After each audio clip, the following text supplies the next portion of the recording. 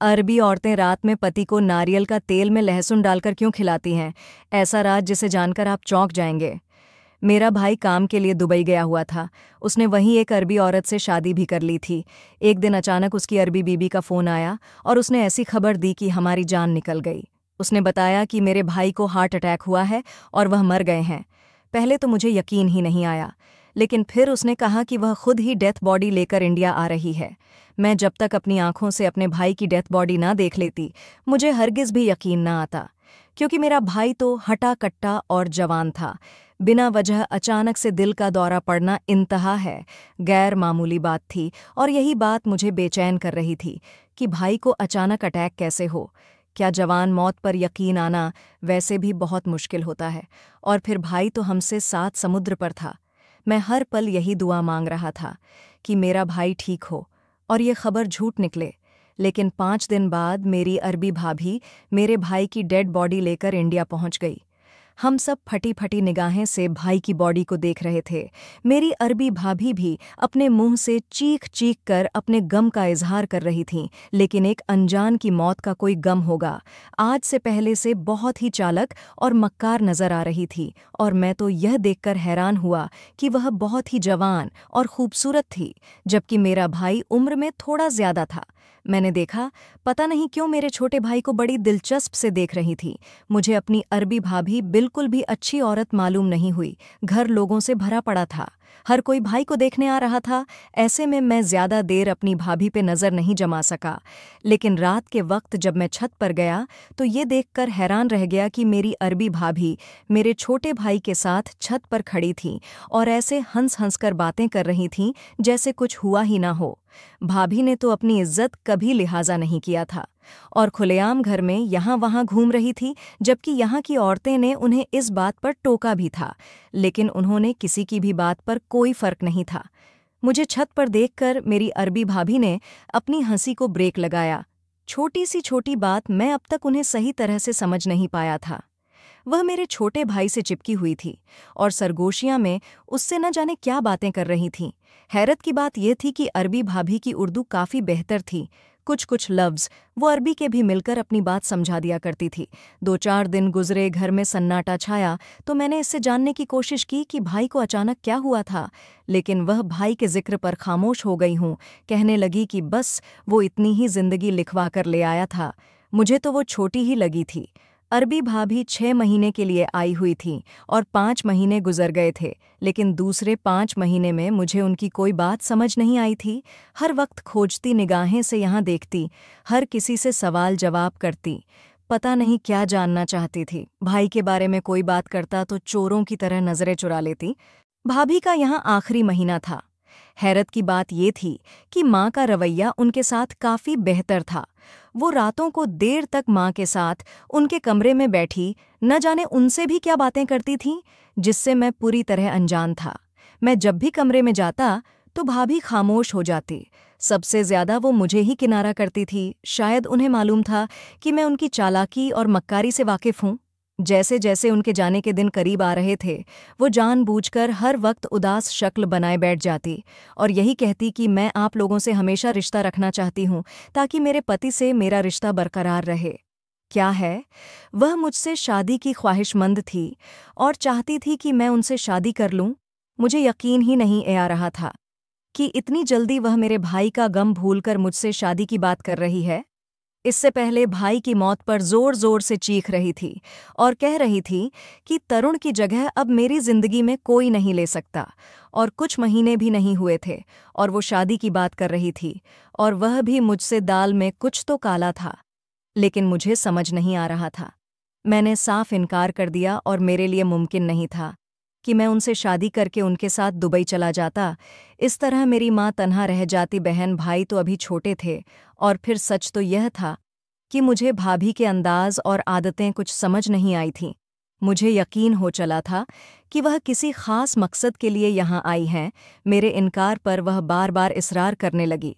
भाभी का यूं हद से ज्यादा जिद करना भी मेरे लिए कुछ अजीब सी बात थी। उन्हें दुबई में लड़कों की क्या कमी थी जो मुझ जैसे आम शक्ल सूरत के इंडियन लड़के से शादी करने के लिए मरी जा रही थी। मैं पहले ही घर के हालात को लेकर बहुत ज्यादा परेशान था, अब यह सब सवाल मुझे उलझा रहे थे। मेरी नौकरी कोई खास अच्छी नहीं थी। तरुण भाई जो पैसे भिजवाते, इससे ही हमारे घर का गुजर हो रहा था। उनकी इंतकाल के बाद घर का खर्चा चलाना बहुत मुश्किल हो गया था। इसीलिए कुछ सोचकर माँ ने मुझे कहा कि तेरी भाभी से शादी कर लो, इस शादी में क्या बुराई है, वह तुम्हारे भाई की तो विधवा है। अच्छा है, तुम भी दुबई जाकर सेठ हो जाओगी तो घर के हालात भी ठीक हो जाएंगे। छोटी 2 बहनें अभी शादी के लिए बाकी हैं, कुछ उनके बारे में भी सोच लो। माँ बहनों को लेकर परेशान थी। कहीं न कहीं मुझे ऐसा महसूस हो रहा था कि अरबी भाभी ने इस रिश्ते के लिए बाकायदा माँ की सहमति ली है, लेकिन अरबी भाभी को मुझसे शादी करके क्या हासिल हो सकता था? मेरे पास तो खुद अपने लिए कुछ नहीं था, मैं उन्हें क्या देता? बहुत से समाज मेरे जहां में खलबली मचा रहे थे, लेकिन फिर अपनी दोनों बहनों के जिम्मेदारी के बारे में सोचते हुए मैंने अरबी भाभी से शादी करने का फैसला कर लिया। यह सुनकर वह बहुत खुश हुई, जैसे उन्हें कोई खजाना मिल गया हो। माँ ने सादगी से हम दोनों का शादी करवा दिया और मैंने सोच लिया था कि मैं दुबई जाकर ज़रूर पता करूंगा कि मेरे भाई को इतनी अचानक हार्ट अटैक कैसे आया था। अरबी भाभी की वापसी के दिन करीब आ रहे थे, इसलिए मैंने माँ से अपना सामान पैक करवा लिया। अरबी भाभी ने माँ से वादा किया था कि वह जल्दी दुबई से इतना पैसा भेजेंगे कि मेरी दोनों बहनें इज्जत से विदा हो जाएंगी। और फिर जब हम दुबई पहुंचे तो अरबी भाभी मुझे उस घर में ले गई जहां वह भाई के साथ रहती थीं। घर नहीं, आलीशान बांग्ला था और मैं हैरान था कि मेरे भाई का लाइफस्टाइल इतना बेहतरीन था।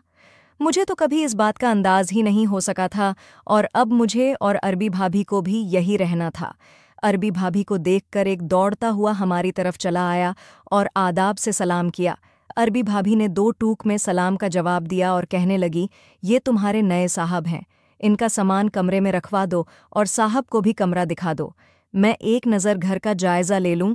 यहाँ आने के बाद बहुत बदल गया था। वह मेरे साथ भी ऐसे पेश आ रही थी जैसे मुस्कान लिए और मेरा सामान एक तरफ रख दिया और कहने लगा, आपसे पहले जो साहब यहाँ आए थे वह बहुत ही अच्छे थे, मेरा बहुत ख्याल रखते थे, लेकिन उनके साथ जो कुछ हुआ वह बहुत बुरा हुआ। उस नौकर की बात पर मैं चौंक गया था। पता नहीं वह नौकर क्या कहना चाह रहा था। शायद वो नहीं जानता था कि मैं उसके पहले मलिक का भाई हूँ, इसीलिए ऐसी बात कह गया था। मैंने फौरन से पूछा कि तुम्हारे बड़े साहब के साथ क्या हुआ था? वो दुख से कहने लगा कि बड़े साहब बहुत अच्छे इंसान थे, बस बेचारे मालकिन की मोहब्बत। इससे पहले और कुछ कहते ना जाने वो कहाँ से आ टपकी और उस नौकर से कहने लगी कि तुम अभी तक यही खड़े हो जाओ, जाकर खाने की तैयारी करो। मैं अपनी सोच में गुम हो गया। मुझे यकीन हो गया था कि वह नौकर बहुत कुछ जानता है। मैं किसी भी तरह उस नौकर से सच जानना चाहता था, मगर अरबी भाभी तो मेरी सोच से भी ज्यादा चालक निकली और उसने मुझे एक पल के लिए भी अकेला ना छोड़ बाकी का सारा वक्त मैंने अरबी भाभी के साथ कमरे में गुजर दिया। उसका बस चला तो वॉशरूम तक मेरे साथ जाती। यह दुबई में मेरी पहली रात थी और अरबी भाभी उठकर कमरे से बाहर निकली थी। पता नहीं वो कहाँ गई थी। कुछ देर में उसका इंतजार करता रहा और फिर ढूंढता हुआ बावर्ची खाने की दरवाजे पे पहुंच और यह देखकर हैरान हुआ कि इतनी रात गए अरबी भाभी बावर्ची खाने में खड़ी लहसुन छिल रही थी। उसके पीछे नौकर कह रहा था और धीरे से अरबी भाभी से पूछ रहा था कि मालकिन, क्या आपने मलिक को भी यही खिलाएगी?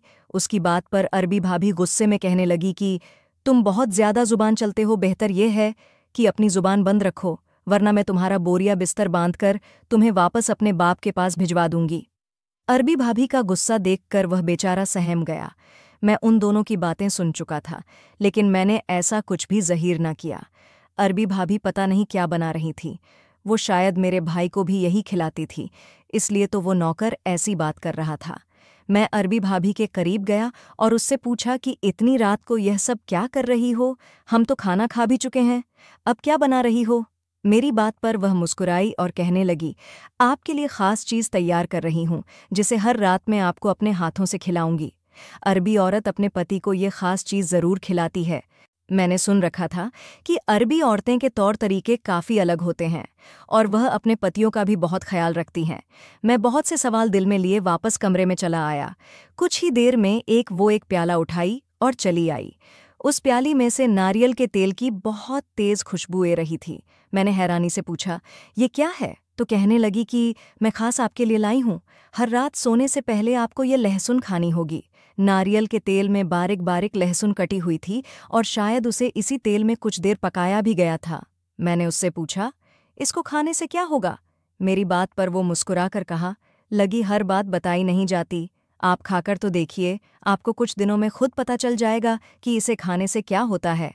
मेरे लिए उसे खाना भी कुछ मुश्किल था, लेकिन अरबी भाभी की खातिर मैंने उसे खा लिया था।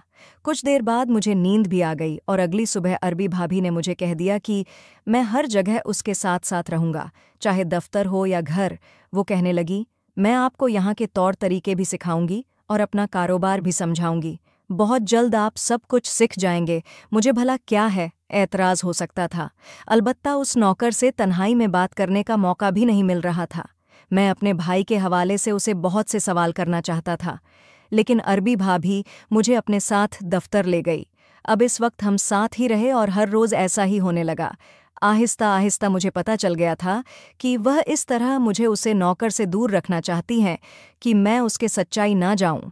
लेकिन मैंने भी ठान ली थी कि आज नहीं तो कल मैं अरबी भाभी का सच और अपने भाई की मौत का राज जानकर रहूंगा। अरबी भाभी और मैं सारा दिन दफ्तर में रहते और शाम को साथ ही लौटते। हर रात बकैती से वह मुझे नारियल के तेल वाली लहसुन खिलाती और मैं भी खामोशी से खा लिया करता, क्योंकि देखा जाता तो मैं अभी तक उसके टुकड़ों पर पाल रहा था और वह मेरी माँ को भी से पैसा भेज रही थी। इस सब के पीछे क्या मकसद था, मुझे किसी भी तरह समझ नहीं आ रहा था। वो क्यों मुझ पर और मेरे घरवालों पर पैसा लूटा रही थी? कुछ दिनों से अरबी भाभी सरा वक्त ऑफिस में बेचैन सी नजर आई। बार बार वकील साहब को बुलाती, बातचीत करती, लेकिन उनके जाने के बाद झंझट का शिकार हो जाती। उन दोनों के दरमियां क्या बात होती थी मुझे यह भी मालूम नहीं था, लेकिन जो भी था, अरबी भाभी बहुत चिड़चिड़ी हो गई थी। उनका तेल और लहसुन खाने से मेरे अंदर भी बेचैनी आना शुरू हो गई थी, जिसे मैं समझ नहीं पा रहा था कि यह कैसे हो रहा है। वो मेरे सामने बैठी और कहने लगी, मैं चाहती हूँ कि मेरा कुछ कारोबार तुम्हारे नाम पर कर दूँ, इसलिए मैंने वकील से कर ली हूँ। तुम जल्दी से दस्तखत करके दे दीजिए, मुझे देर हो रही है। मैंने बिना पढ़े दस्तखत कर दिया। वो किस कदर मक्कार औरत है, मुझे अंदाज़ा ही नहीं। वकील साहब के जान के बाद अरबी भाभी बहुत खुश थी, जबकि खुश तो मुझे होना चाहिए था, क्योंकि उसकी जायदाद मेरे नाम लगी थी। जब हम घर लौटे तो बहुत थक चुके थे, मैं सोना चाहता था, लेकिन अरबी भाभी एक दफ़ा फिर नारियल का तेल और लहसुन लेकर के कमरे में चली आई और मुझे अपने हाथों से खिलौने लगी। आज मेरा यह खाने का बिल्कुल भी दिल नहीं कर रहा था। मैंने अरबी भाभी से कहा कि आज मैं बहुत थक चुका हूँ और मैंने खाना भी बहुत खा लिया है, तुम मुझे कल खिला देना। लेकिन वो नहीं मानी।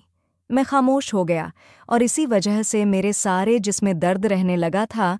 मैं नॉर्मल इंसान से कहानी ज़्यादा जिस्मानी ख्वाहिश रखने लगा था, और जब अरबी भाभी मेरे पास न आई तो मैं गलत तरीके इस्तेमाल करता, और यही वजह थी कि मेरी सेहत बर्बाद हो रही थी। हर गुजरते दिन के साथ मैं कमज़ोर होता जा रहा था और मुझे कागजात पर दस्तखत किए 15 दिन गुजरे थे कि एक रात अरबी भाभी मेरे पास आई और मुझे वहीं नारियल का तेल और लहसुन खिलौने लगी। उस रात मेरी तबीयत बहुत ज़्यादा ख़राब थी। ऐसा लगता था जैसे मेरा ब्लड प्रेशर हाई हो रहा हो और दिमाग की नस फटने वाली हो। मैं कई रातों से सो भी नहीं पाया था और मैंने अरबी भाभी से कहा कि मेरी तबीयत कुछ ठीक नहीं है, पता नहीं मुझे क्या हो रहा है। तुम भी आधी रात को मुझे छोड़कर दूसरे कमरे में चली जाती हो। मेरी बात सुनकर वह मुस्कुराई और कहने लगी कि कैसे मर्द हो, अपनी ही ताकत से घबरा रहे हो। वो मुझे लहसुन खिलाई और दूसरे कमरे में जाकर सो गई। थोड़ी देर बाद मैं बेचैन होने लगा और मेरी हालात बिगड़ने लगी। जब मुझे कुछ ना समझ आए तो मैं कमरे से बाहर निकल गया और यहाँ वहाँ टहलने लगा। तार और नौकर की तरफ पहुंच गया। किसी कम से अपने क्वार्टर से बाहर निकल रहा था। मैंने उसे बताया कि मेरी तबीयत खराब हो रही है। वो फौरन अपने कमरे में ले गया और कहने लगा, साहब, आप भी तो रोज़-रोज़ उनका तेल और लहसुन खाते हैं। क्या आपको नहीं पता है कि हर चीज़ को इस्तेमाल करने का एक तरीका होता है?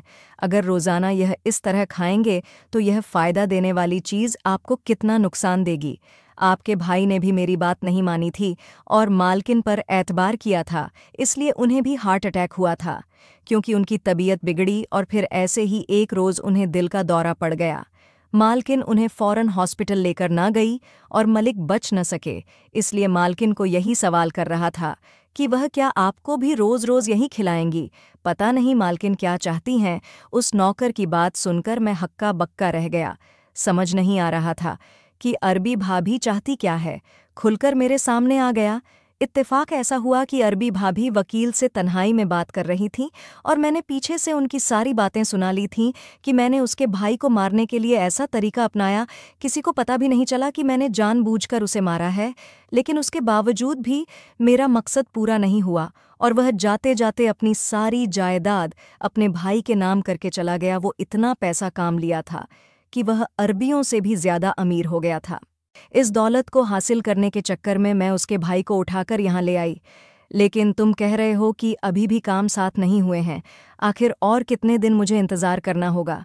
मैं और बर्दाश्त नहीं कर सकती और अब तो उसकी तबीयत भी खराब रहने लगी है। मुझे डर है कि जायदाद मुझे मिलने से पहले ही कहीं ये भी ना मर जाए। वकील अरबी भाभी को समझा रहा था कि कानूनी कार्रवाई पूरे होने में वक्त लगता है, आप बस कुछ दिन और गुजार लें, सारी जायदाद आपके नाम ट्रांसफ़र हो जाएगी। वह बहुत मक्कार औरत निकली थी।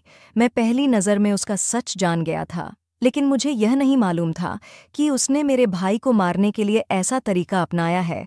मुझे यह जानकर अफसोस हुआ था कि मेरा भाई यहाँ पर कानूनी काम करके दौलत बना रहा था और यही दौलत उसकी मौत का शबाब बनी थी। मुझे ऐसी दौलत से कोई सरोकार नहीं था जो दूसरों को लेकर बनाई गई हो। मैं मेहनत और ईमानदारी की कमाई पर यकीन रखता था, इसलिए बिना अरबी भाभी को कोई आहट किए वहां से पलट आया और घर पहुंचते ही अपना सामान बांधने लगा।